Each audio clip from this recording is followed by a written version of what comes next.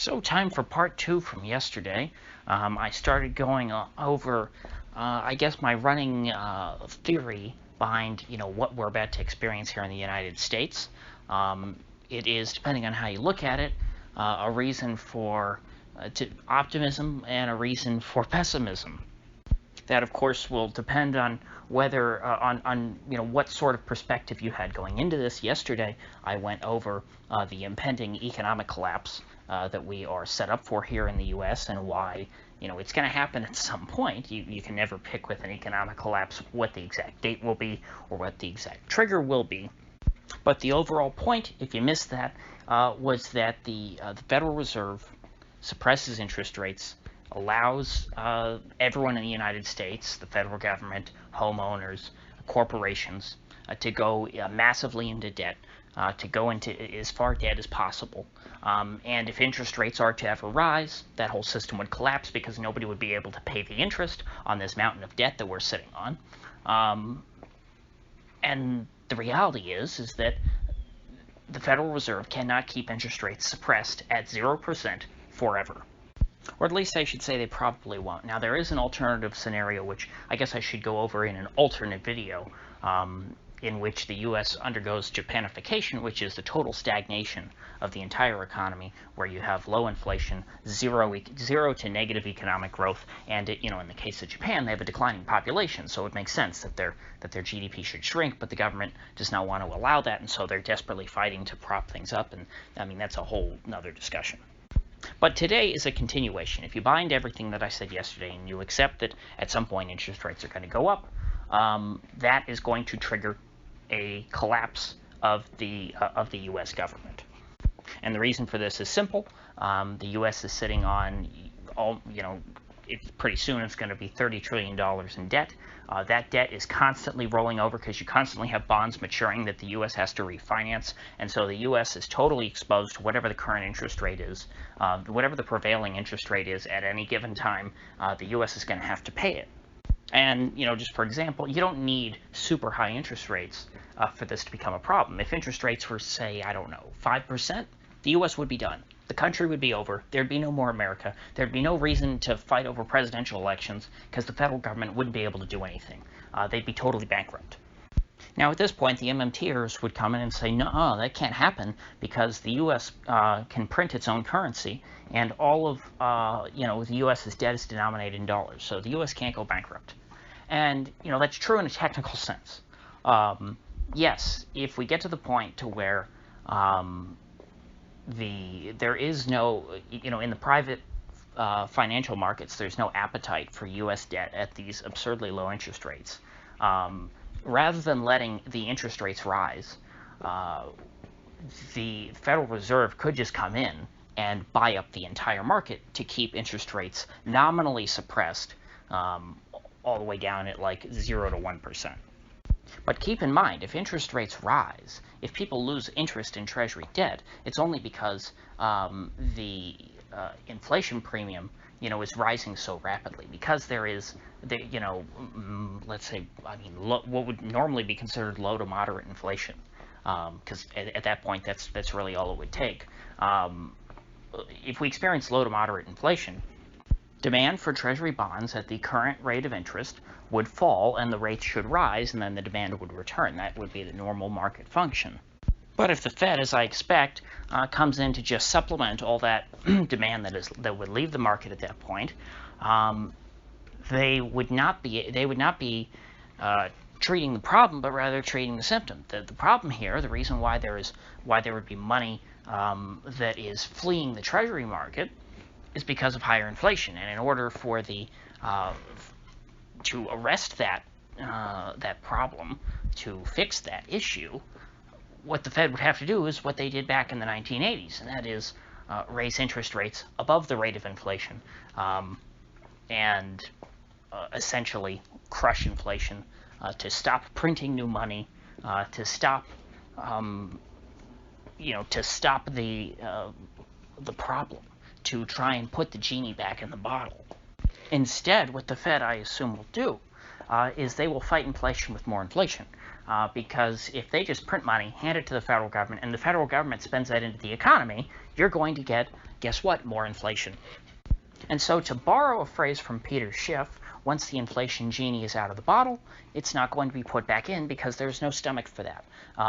Because the only way once we get low to moderate inflation, the only way to stop that and to reverse the process and to get inflation under control, or to keep inflation under control before it gets totally out of control, would be to raise interest rates, to default, for the whole country to default on a whole bunch of debt, and to write down all of these debts, for bondholders to take a haircut, for banks that hold mortgages to take a haircut.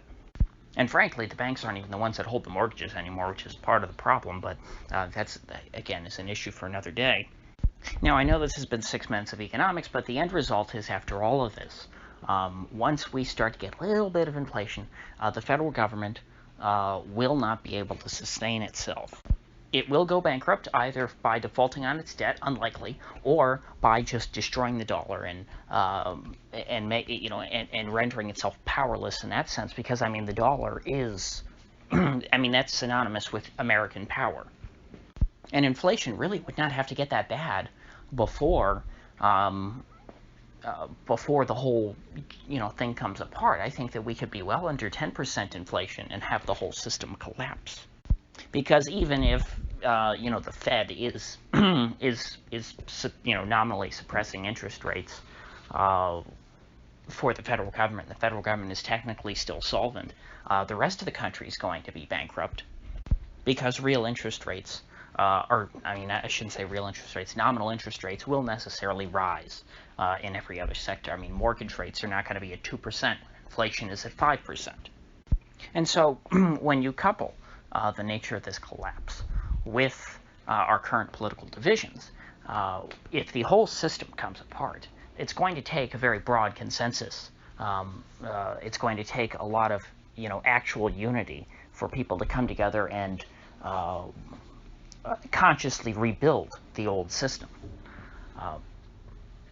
What I suppose is that when the current system comes apart, people will choose not to rebuild the old system because there is a lot of contempt for the current system. People do not like Washington. Joe Biden is not popular amongst the left or the right. People are generally at odds with each other politically. None of this is groundbreaking. All I'm doing is looking at the nature of our coming problem that we're going to experience as a nation, and I look at the state of our society, and I say that simply the center cannot hold. And so when the calamity comes, the federal government, because of the nature of the dollar, I think will be unable to effectively patch things up like they have the last couple of times. They will not be successful in bailing out everybody. And if the federal government loses that power, I think they will lose what last bit of legitimacy they have left. And simply by the nature of the differences throughout the country, you're not going to see states like California or Florida or Texas or New York doing the same thing. You're not going to see them acting in concert. They're simply different places. And for a time, they might still have, the same American flag, from their flagpoles. But the federal government will no longer be a meaningful part of anyone's lives. We will not, between the 50 states, there will not be these common governing elements. Because, the choice that the federal government is going to make is, are we going to destroy the dollar or destroy ourselves? I think the federal government will choose to destroy the dollar. Well, if you destroy the dollar, then, people aren't going to use it. And if people don't use the dollar, again, the federal government's power is gone. The federal government essentially keeps this country, quote-unquote, united by controlling the flow of dollars, by being able to create dollars single-handedly, by trying to amass as many dollars in Washington every year as possible, and then picking and choosing how to distribute them, through its various corrupt means. And so ultimately, I think that the U.S. is going to come apart just like the Soviet Union. At a certain point, in the in the late 80s, early 90s, the Central Soviet government just, it became redundant. There was no purpose for it anymore, and it went away. And for similar reasons, they were financially overextended. The I guess you could say federal Soviet government had used up all of its capital. There was no more credit that they had to draw on, and the same was true right around the same time for Yugoslavia. Yugoslavia was bankrupt. Sure, they could print money, but what good is that going to do you? Printing money is not a real solution. It does not make you not bankrupt. It just makes your money worth less. And as the federal government of Yugoslavia essentially lost all of its power, well, then the state actor, the states of Yugoslavia, the various, 6 republics, they went their own way because they had different leaders who had different ideas. And of course, people, blame nationalism and all that. But I mean, obviously, we don't have the same problem here in the United States where you have, the Floridian nationalists and the New York nationalists and the California nationalists so much. I mean, there's a little bit of that, but not really. It's not like it was in Yugoslavia. It doesn't matter. There's still differences. That you can have other differences. We have ideological differences here. In Yugoslavia, everyone was a communist, but they were still all killing each other. They just found other differences to divide themselves over. And no, I don't think necessarily that Americans are going to start killing each other. I don't want to see that happen at all. And I think, frankly, that there isn't much of a reason for that to happen. I think that the collapse of the federal government will be a sufficient enough de-escalation that people will feel a lot less tense in their politics. Because at that point, they'll only have to worry about their state and local governments, which, of course, it's a little easier to deal with that because, it is possible to traverse between the states. But when people are worried about matters of the federal government, well then, there's nothing you can do if you lose. There's no recourse. And so in review, I guess I'll summarize both parts here. This one was a little shorter because I think that once you accept the economic collapse, once you get through that, which is it's a little weedy, the political collapse naturally flows from that because we've seen it in so many other cases, as I've said, Soviet Union, Yugoslavia, plenty of other countries that you could try and cite. So stage 1, you have economic problems. The federal government comes in with people's QE because last time, just doing QE for the banks and printing money and giving it to big business and to the fat cats on Wall Street, that enraged people. This time, people want the federal government to print money and give it to them because they want, relief. But that, in and of itself, unlike QE for the banks, which I explained last time, will lead to consumer price inflation. Consumer price inflation will make people poorer. Then that will require the federal government to give them more money. And this, turns into a vicious cycle, which leads to rising interest rates because rising inflation will push up the inflation premium on the rate of interest for loans. And, structurally, the U.S. economy can only function at this point with near 0% interest rates.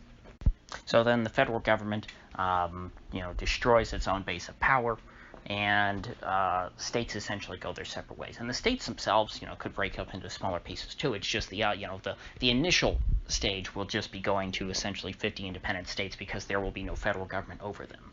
The states might join together to form new unions, and also, some states might break up into smaller states. Any number of things could happen. That's all way down the road. We can't predict things like that. But even right now, our federal government is an anachronism. There is no organic, it would not exist organically. If you just snapped your fingers and the federal government was gone, it wouldn't come back. Nobody would rebuild it. It's not like, for example, the French government. If you snapped your fingers and the French government disappeared from the earth, the people of France would very quickly create a new French government. It would go back to being France. Whereas the U.S., if we are put through that kind of a trial, our political institutions will not survive. There will be new political institutions which are formed, which will be more appropriate to our current, to serve our current society, and that's a good thing. Now, unfortunately, I don't think that today's video was as clear as yesterday. Although I hope that I explained things well enough that I didn't dwell on economics too much, but I mean, the economics is 90% of this, 10% of it is politics, because I think people understand what the political situation here is in the U.S. and how divided things are. So with that said, if you get anything of value to this video, I'd appreciate you clicking that like button and sharing this video. And if you haven't already, please do subscribe, because I do upload every day, and I'd hate to have you miss one. So I'll see you folks back here tomorrow.